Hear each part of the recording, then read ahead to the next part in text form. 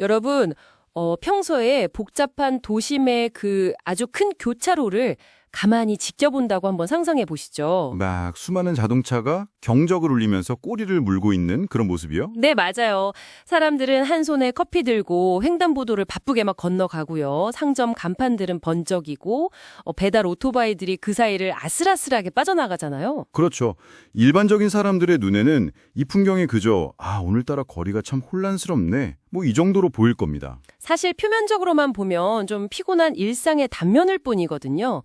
각자 자기 목적지를 향해서 막 무작위로 움직이는 것처럼 보이니까요. 네, 그런데 똑같은 교차로를 경제학자의 눈으로 바라보면 완전히 다른 세상이 펼쳐집니다. 맞습니다. 그들은 그 혼란을 보는 게 아니라 그 이면에서 수많은 사람들의 이기적인 행동을 기가 막히게 조율해내는 어떤 보이지 않는 안무를 본단 말이죠. 보이지 않는 안무, 아주 멋진 표현이네요. 오늘 저희가 준비한 심층 탐구가 바로 이 시각의 전환에 대한 이야기입니다. 여러분, 이번 심층 탐구에 오신 것을 환영합니다. 환영합니다. 오늘 우리는 그 유명한 맨큐의 경제학 원리 제2장, 그리고 로버트 맥티어의 칼럼 등을 엮어서요, 세상을 전혀 다른 방식으로 해독하는 새로운 렌즈를 한번 장착해 볼 겁니다. 심리학자들이 인간의 마음을 분석할 때 그 인지부조화나 방어기제라는 렌즈를 쓰잖아요. 네, 그렇죠. 그리고 물리학자들이 우주를 볼 때 엔트로피를 이야기하는 것처럼요. 경제학자들에게도 세상을 해석하는 아주 고유한 도구와 언어가 있습니다. 수요, 공급, 사중손실, 기회비용 이런 단어들 말이죠. 네, 맞아요. 바로 그런 단어들입니다. 사실 저도 처음에 그런 용어들을 접했을 때는 굳이 저렇게 어려운 말을 꼭 써야 하나 싶었거든요. 누구나 처음엔 그런 생각을 하죠. 그런데 오늘 우리의 임무는 경제학 시험 통과하려고 그 용어들을 달달 암기하자는 게 절대 아닙니다. 그럼요. 이 언어와 도구들을 통해서 매일 쏟아지는 뉴스, 정부 정책, 심지어 내 지갑 속에서 일어나는 일들까지 그 기저에 깔린 진짜 원리를 꿰뚫어보는 법을 배우는 게 목적이죠. 맞습니다. 정보의 홍수 속에서 복잡한 세상을 명쾌하게 볼 수 있는 아주 강력한 도구가 될 겁니다. 자, 그럼 가장 근본적인 질문부터 한번 던져보죠. 세상을 이렇게 분석하는 경제학자들은 대체 스스로를 어떤 사람이라고 생각할까요? 놀랍게도 그들은 자신을 철학자나 수학자가 아니라 과학자로 정체화합니다. 오, 과학자요? 처음 들으면 약간 고개를 갸우뚱할 수도 있는 주장인 것 같아요. 그렇죠. 흔히 과학자라고 하면 막 실험실에서 흰 가운 입고 현미경 들여다보거나 입자 가속기를 돌리는 사람들을 떠올리니까요. 네, 저도 딱 그 이미지가 떠오르거든요. 하지만 과학의 본질은 그런 도구의 형태에 있는 게 아닙니다. 세상이 어떻게 작동하는지에 대한 가설을 세우고 현실의 데이터를 수집하고 편견 없이 그 이론을 검증해 나가는 과학적 방법론 자체가 핵심인 거죠. 알베르트 아인슈타인이 모든 과학은 일상적 사고의 정제에 불과하다고 말한 거랑 같은 맥락이군요. 정확합니다. 아이작 뉴턴이 사과가 떨어지는 걸 보고 중력이라는 보편적인 이론을 도출해낸 것과 본질적으로 똑같아요. 그러니까 경제학자들도 어느 날 물가가 통제할 수 없이 막 치솟는 현상을 관찰하고는 정부가 시장에 돈을 너무 많이 풀면 화폐 가치가 떨어져서 인플레이션이 발생하는구나, 이런 이론을 세우는 거군요. 네, 그리고 여러 국가의 역사적인 물가 상승률이나 통화량 데이터를 막 모아서 그 상관관계를 과학적으로 검증하는 겁니다. 그 이론과 관찰의 끊임없는 상호작용, 그게 바로 경제학이 과학으로서 작동하는 방식이라는 말씀이네요. 맞아요. 현실의 데이터를 통해서 이론은 계속해서 정교해지니까요. 근데 여기서 되게 현실적인 의문이 하나 듭니다. 물리학자들은 중력을 실험하고 싶으면 진공 실험실 만들어서 물건을 수만 번 떨어뜨려 볼 수 있잖아요. 그렇죠. 통제가 가능하죠. 그런데 경제학자들은 자신들의 인플레이션 이론이 맞는지 확인하겠다고 국가 경제를 통째로 시험관에 집어넣을 수는 없지 않습니까? 절대 불가능하죠. 자, 실험을 위해서 내일부터 돈을 2배로 한번 찍어내 봅시다. 이렇게 마음대로 조작할 수 있는 것도 아니고요. 바로 그 지점이 경제학이 가진 가장 뚜렷한 한계이자 정말 흥미로운 도전 과제입니다. 통제된 실험실을 가질 수 없다는 거요. 그럼 어떻게 검증을 하나요? 그래서 경제학자들은 천문학자나 진화생물학자들의 방식이랑 비슷한 접근을 합니다. 인위적인 실험 대신에 역사가 우발적으로 만들어낸 어떤 자연 실험, 그 데이터를 활용하는 겁니다. 자연 실험이요? 역사가 만들어준 실험실이라는 표현이 되게 흥미롭네요. 구체적으로 어떤 상황을 말하는 걸까요? 예를 들면 1970년대에 중동에서 전쟁이 발발하면서 전 세계 원유 공급이 갑자기 차단됐잖아요. 가격이 폭등한 오일 쇼크요. 네, 그건 평범한 시민들한테는 당장 생활 수준이 추락하는 엄청난 고통이었죠. 정치인들에게는 정권을 위협하는 위기였고요. 맞습니다. 하지만 경제학자라는 렌즈로 그 상황을 딱 보면 핵심 천연자원의 그 공급 충격이 전 세계 물가나 실업률, 무역 수지에 어떤 연쇄 반임을 일으키는지 연구할 수 있는 거대한 데이터의 보고가 열린 겁니다. 아, 훌륭한 자연 실험장이 열린 거랑 똑같네요. 통제할 순 없지만 세상에 던져주는 극단적인 사건들을 통해서 이론을 단련한다는 거군요. 네, 그렇습니다. 자, 그런데 과학자들이 이렇게 복잡하고 변수가 많은 현실을 연구할 때 반드시 사용하는 기술이 하나 있다고 들었습니다. 바로 가정이라는 건데요. 네, 가정, 영어로 assumption이라고 하죠. 아주 중요합니다. 제가 만약 물리학자한테 이 100m 높이 타워 꼭대기에서 조약돌을 떨어뜨리면 바닥에 닿는데 몇 초나 걸릴까요? 이렇게 묻는다면 아마 복잡한 공기 저항은 무시하고 진공 상태를 가정해서 계산할 거란 말이죠. 그렇죠. 조약돌은 작고 무거우니까 공기 저항이 결과에 미치는 영향이 미미하거든요. 그 가정을 통해서 문제를 단순화해야만 중력의 본질적인 힘에 딱 집중할 수 있으니까요. 불필요한 노이즈를 제거하는 거네요. 맞아요. 그런데 만약 조약돌이 아니라 엄청나게 가볍고 거대한 비치볼을 떨어뜨리는 상황이라면 어떨까요? 아, 이때도 진공 상태를 가정해버리면 완전히 틀린 예측이 나오겠죠. 실제로는 공기 저항 때문에 비치볼이 천천히 떨어질 텐데 조약돌이랑 똑같이 쿵 떨어질 거라고 계산이 될 테니까요. 정확합니다. 결국 과학적 사고의 예술은 어떤 상황에서 어떤 가정을 끌어올 것인가를 결정하는 데 있는 거예요. 경제학자들의 세계에서도 이 가정의 기술이 똑같이 적용되나요? 완벽히 들어맞는 비유입니다. 경제학자들도 현실의 무수한 디테일을 걷어내고 경제 현상의 뼈대만 보기 위해서 가정을 사용합니다. 방금 말씀하신 조약돌과 비치볼의 차이처럼요. 아, 연구하려는 기간이나 대상에 따라서 가정을 완전히 바꾼다는 거군요. 네. 예를 들어서 정부가 세금을 갑자기 내렸을 때 경제에 미치는 영향을 분석한다고 해보죠. 여기서 되게 중요한 변수 중 하나가 물건들의 가격이 어떻게 변화하는 거거든요. 그렇죠. 세금이 내리면 물가도 변할 테니까요. 그런데 현실에서 식당 메뉴판 가격이나 잡지 가격이 하루아침에 막 바뀌진 않잖아요. 메뉴판 새로 인쇄하는데도 돈이 들고요. 맞아요. 당장 내일 아메리카노 가격이 10원 단위로 수시로 오르락내리락 하진 않죠. 그래서 단기적인 정책 효과를 분석할 때는 경제의 모든 가격이 고정되어 있다. 이런 극단적이지만 되게 유용한 가정을 내립니다. 아하, 가격이 고정되어 있다고 가정하면 단기적으로 고용이나 생산이 어떻게 반응하는지 더 명확히 볼 수 있겠네요. 맞습니다. 하지만 분석의 시야를 넓혀서 5년, 10년 뒤에 장기적인 효과를 볼 때는 상황이 다르죠. 시간이 지나면 결국 모든 식당과 기업이 가격을 조정할 테니까요. 그때는 모든 가격이 유연하게 변한다고 가정을 바꾸는 거군요. 네, 문제의 본질을 가장 잘 드러내주는 도구를 그때그때 취사 선택하는 겁니다. 가정을 통해서 불필요한 디테일을 잘라내고 본질만 남긴다. 이 설명이 정말 와닿네요. 자, 이렇게 가정을 세웠다면 그 다음 단계는 그 뼈대를 가지고 경제의 모형을 구축하는 거겠죠. 그렇죠. 경제 모형, 모델을 만드는 겁니다. 고등학교 생물 시간에 흔히 보던 그 플라스틱 인체 모형을 떠올려 보면 이해가 확 쉬워지더라고요. 실제 사람 몸속에 있는 막 미세한 모세혈관이나 복잡한 신경계, 피부 조직 같은 거 전부 생략되어 있잖아요. 네, 심장이나 폐, 간 같은 주요 장기만 큼지막하게 제 위치에 딱 들어가 있죠. 맞아요. 근데 그 모형을 보고 이건 진짜 사람이랑 너무 다르게 생겼잖아 하면서 비판하는 사람은 없거든요. 당연하죠. 오히려 그 극단적인 단순화 덕분에 심장과 폐가 어떻게 연결돼서 혈액을 순환시키는지 그 본질적인 구조를 완벽하게 이해할 수 있으니까요. 아, 경제학의 그 복잡한 그래프와 방정식들도 결국 이런 플라스틱 인체 모형과 완벽히 같은 목적을 가진 거군요. 네, 경제 모형의 존재 이유를 가장 잘 설명해주는 접근입니다. 무수히 많은 사람과 수만 가지 상품이 얽힌 현실의 디테일을 과감히 생략하는 거죠. 그렇군요. 이 심층 탐구에서 우리가 반드시 이해하고 넘어가야 할 두 가지 핵심적인 경제 모형이 있다고 들었습니다. 첫 번째가 뭔가요? 바로 경제가 어떻게 순환하는지 보여주는 순환출 모형입니다. 순환 7일 모형이요.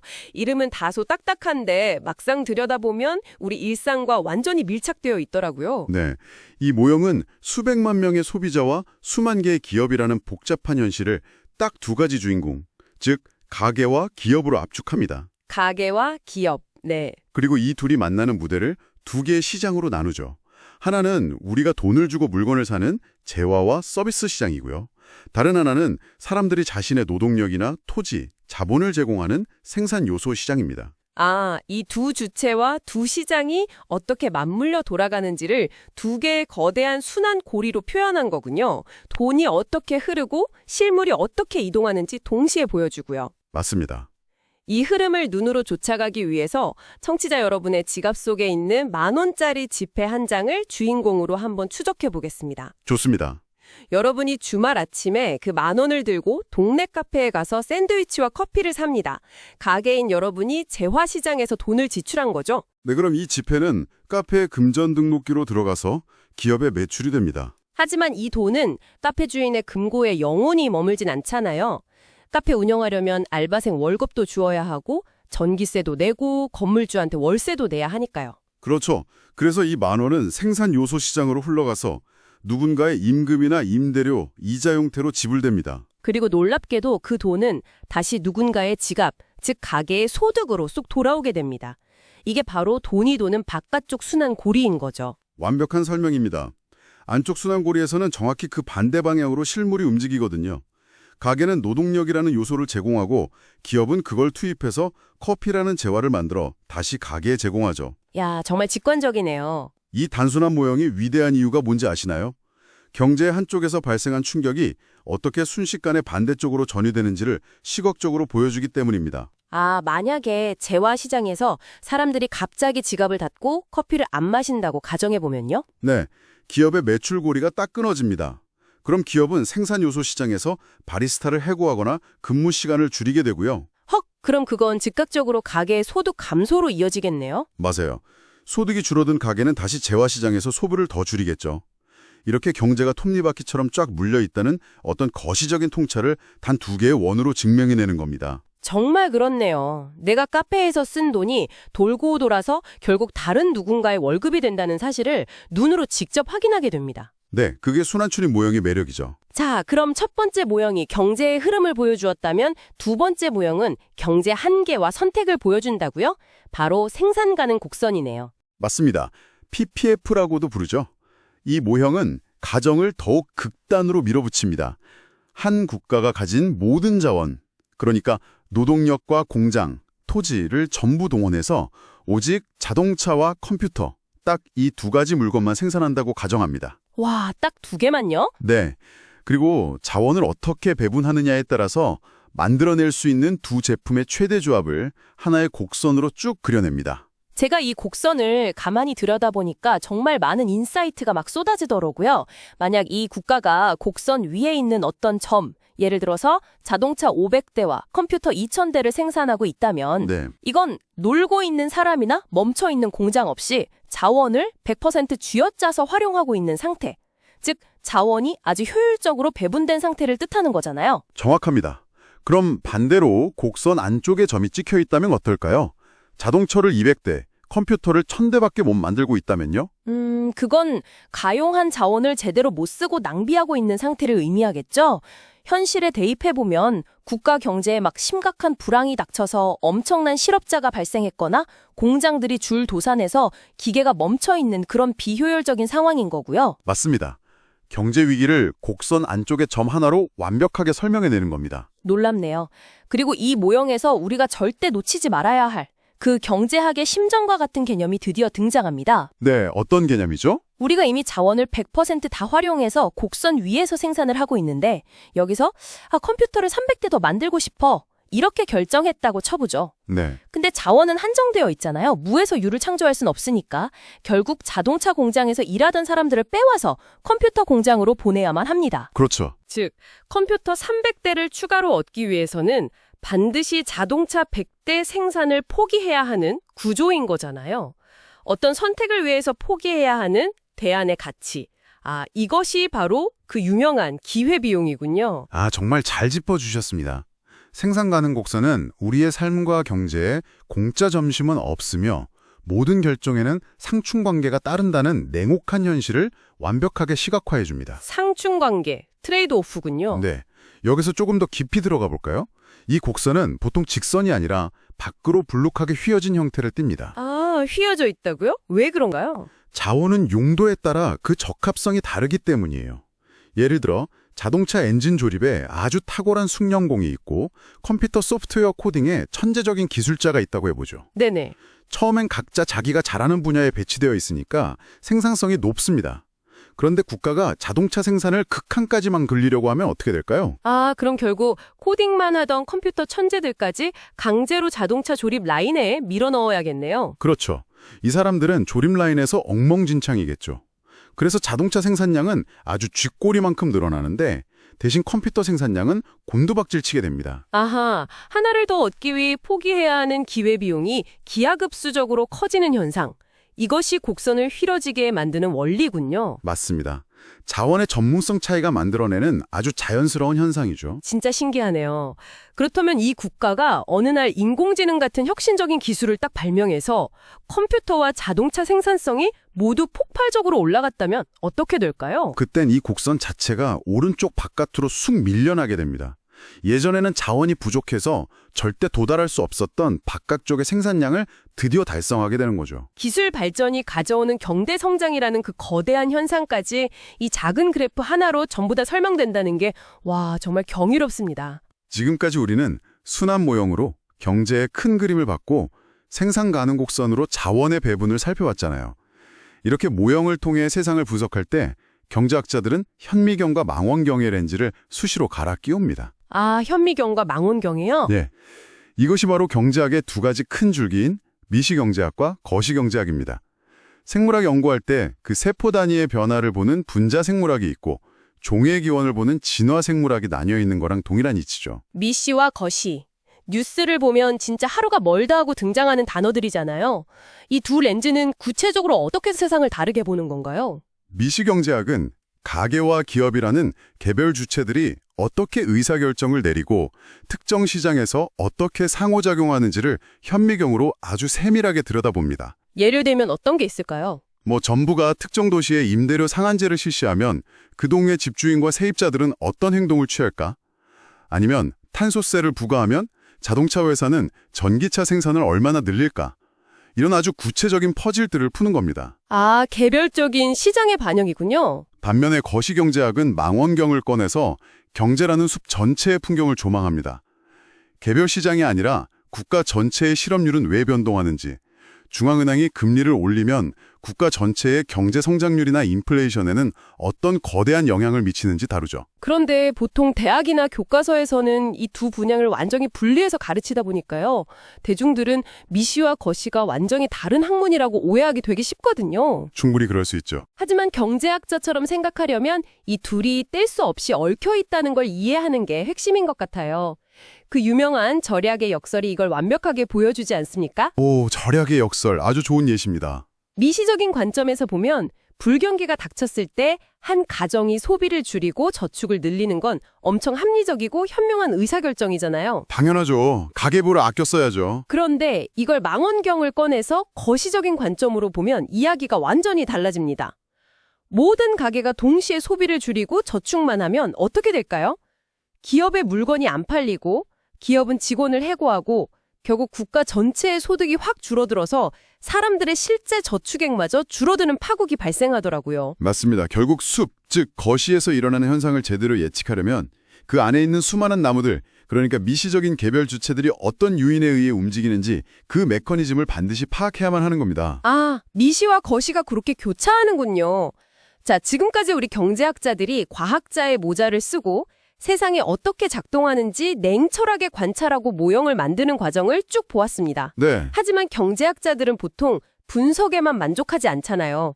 그들은 연구실 밖으로 나와서 현실의 정책에 개입하고 세상을 막 개선하려고 한단 말이죠. 맞아요. 바로 그때 그들은 과학자의 모자를 벗고 정책 조언자의 모자를 쓰게 됩니다. 여기서 분석의 성격이 완전히 달라진다는 게 정말 흥미로웠습니다. 사용하는 문장의 언어 자체가 딱 바뀌더라고요. 네, 완전히 다른 화법을 쓰게 되죠. 우리가 경제를 이야기할 때 무의식적으로 막 섞어 쓰는 두 가지 종류의 문장이 있습니다. 가장 뜨거운 논쟁거리인 최저임금을 예로 한번 들어볼게요. 참고로 우리는 이 논쟁의 어느 한쪽을 지지하는 게 아니라 그냥 언어의 구조를 분석하기 위한 예시로 가져온 겁니다. 네, 오해 없으시길 바랍니다. 먼저 한 학자가 이렇게 말합니다. 과거 데이터를 분석해보니 최저임금법이 10% 오를 때 미숙련 노동자의 실업률이 상승하는 경향이 나타났다. 네. 반면에 다른 학자는 이렇게 말합니다. 비록 일부 실업이 발생하더라도 저소득층의 생존권을 위해 정부는 최저임금을 인상해야만 한다. 이 두 문장의 차이가 뭘까요? 첫 번째 문장은 세상이 어떠하다는 그 사실관계를 규명하는 실증적 주장입니다. 이 주장은 현실의 데이터를 쫙 가져와서 그 상관관계가 참인지 거짓인지 과학적으로 검증할 수 있어요.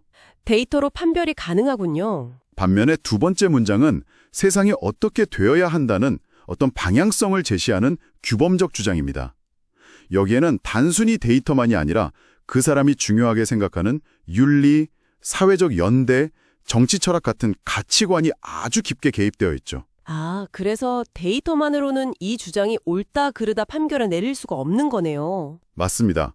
과학자로서 분석할 때는 실증적인 태도를 취하지만 정책 조언자가 되어서 해결책을 내놓을 때는 필연적으로 어떤 규범적인 가치 판단을 내리게 되는 겁니다. 그렇군요. 그런데 이렇게 똑똑한 경제학자들이 정부에 들어가서 막 정책 조언을 할 때마다 정치인들이 가장 답답해하는 포인트가 있다면서요? 네. 미국의 해리 트루먼 대통령이 남긴 아주 뼈있는 농담이 있죠. 나에게 제발 외파리 경제학자를 데려와라 라고 외쳤다잖아요. 외파리 경제학자요? 아, 원암 디 이코노미스트? 네, 권력자들의 고충이 담긴 일화죠. 대통령이 이 세금 정책을 밀어붙여도 될까요? 하고 딱 물으면 경제학자들은 항상 한쪽 손으로는 경제 성장에 도움이 되지만 다른 쪽 손으로는 빈부격차를 심화시킬 수 있습니다. 이러면서 확답을 피하고 끝없는 상충관계를 늘어놓으니까요. 아, 무조건 부작용 없는 완벽한 정책이란 존재하지 않는다는 걸 경제학자들은 뼛속 깊이 알고 있기 때문이겠죠. 그렇습니다. 만약 어떤 정책 조언자가 와서 이 정책만 쓰면 부작용 없이 모든 문제가 완벽하게 해결됩니다. 라고 말한다면 그 사람은 경제학자가 아니라 사기꾼일 확률이 높겠네요. 100%입니다. 게다가 현실 세계의 정책 결정은 무슨 교과서처럼 순수한 논리로만 굴러가지 않거든요. 대통령이 최종 결정을 내릴 때는 경제학자의 조언뿐만 아니라 언론의 반응도 봐야 하고 다가오는 선거의 표심도 신경 써야 하고 야당과의 타협 같은 무수한 정치적 변수들을 고려해야 합니다. 엄청나게 지저분하고 복잡한 과정이네요. 네, 경제학의 논리는 그 맛있는 요리를 완성하기 위한 여러 가지 재료 중 하나일 뿐이죠. 그런데 그럼에도 불구하고 경제학자들의 사상이 미치는 영향력은 실로 엄청나잖아요. 존 메이너드 케인스가 한 말이 생각나네요. 자신은 어떠한 지적 영향도 받지 않고 오직 현실 감각만으로 정치를 한다고 믿는 실용주의자들조차 사실은 과거 어떤 죽은 경제학자의 노예인 경우가 많다. 정말 명문장이죠.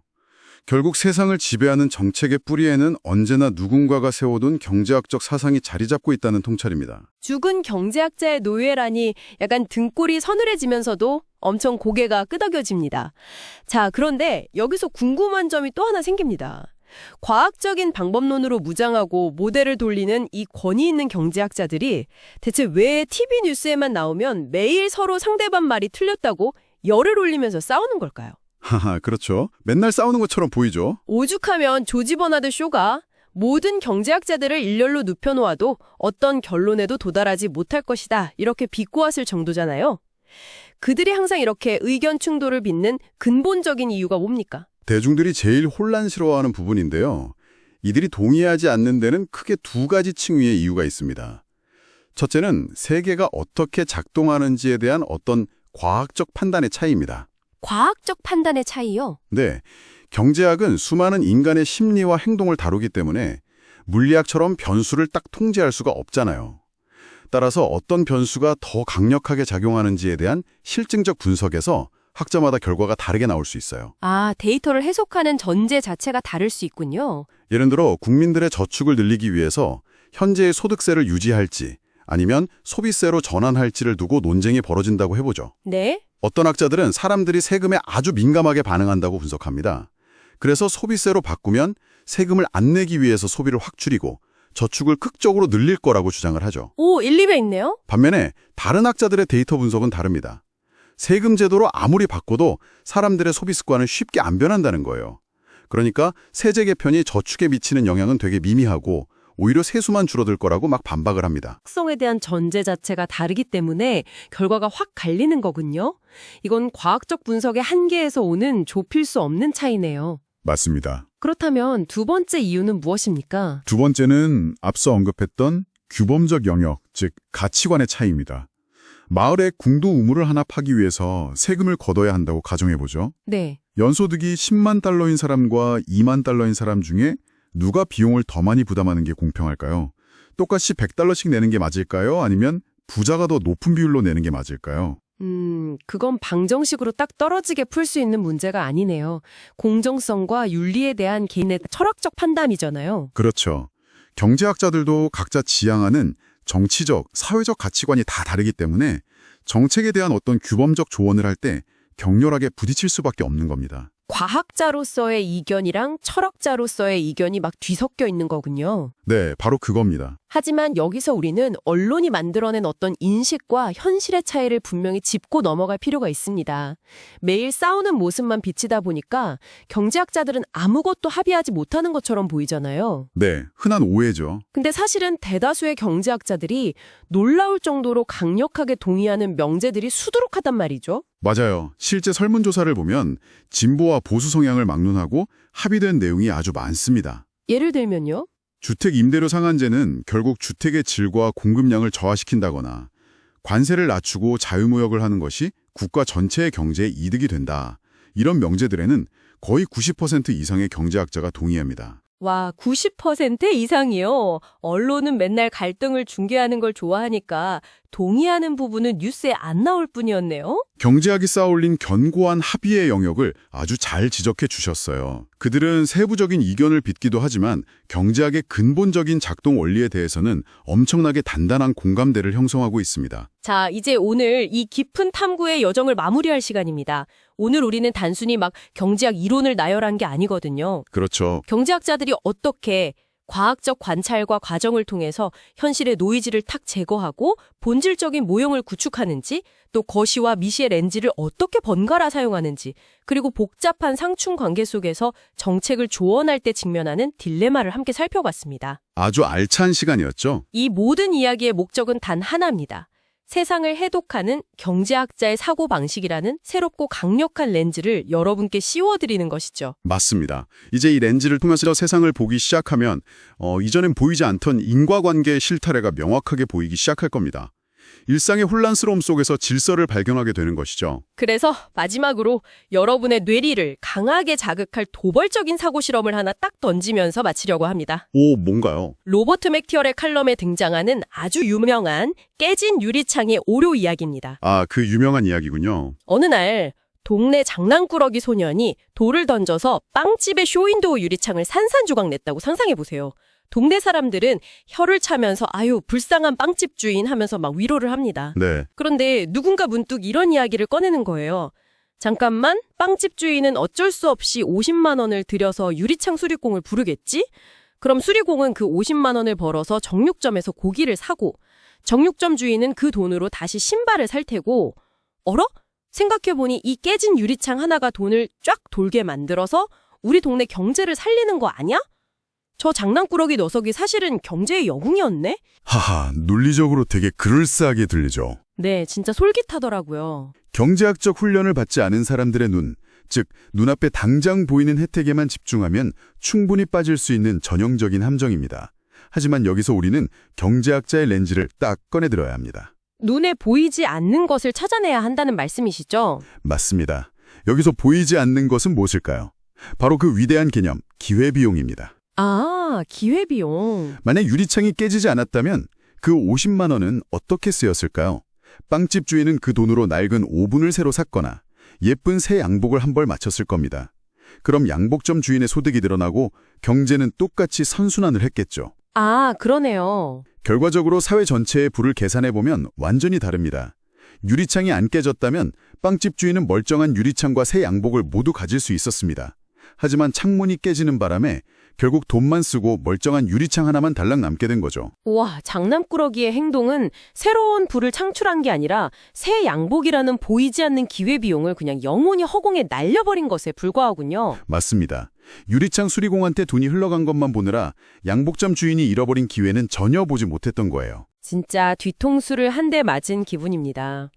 여러분, 내일 아침 출근길에 스마트폰으로 막 새로운 정부의 지원금 정책이나 화려한 대규모 건설 사업 뉴스를 보실 때 눈앞에 즉각적으로 드러나는 혜택이나 특정 집단의 이익만 보지 마시기 바랍니다. 네, 반드시 그 이면을 보셔야 합니다. 스스로에게 이렇게 질문해 보십시오. 여기서 내 눈에 보이지 않는 깨진 유리창은 무엇일까? 이 정책을 위해 투입된 자원이 다른 곳에 쓰였다면 만들어냈을 가치, 그 숨겨진 기회비용과 의도치 않은 결과는 과연 무엇일까? 아주 훌륭한 질문입니다. 이 질문을 스스로에게 딱 던질 수 있는 순간, 여러분은 더 이상 그 혼란스러운 교차로에 서서 경적 소리에 인상 쓰는 평범한 행인이 아닙니다. 수많은 이기심과 상충 관계가 만들어내는 거대한 경제의 흐름을 읽어내는 사람이 된 거죠. 네, 이제 여러분도 완벽하게 경제학자처럼 생각하기 시작한 것입니다. 환영합니다. 새로운 세상으로요. 오늘의 심층탐구는 여기까지입니다. 여러분의 끊임없는 호기심과 날카로운 시각을 저희는 늘 응원합니다. 다음번에도 세상을 꿰뚫어보는 흥미롭고 깊이 있는 통찰로 찾아뵙겠습니다. 감사합니다. 감사합니다.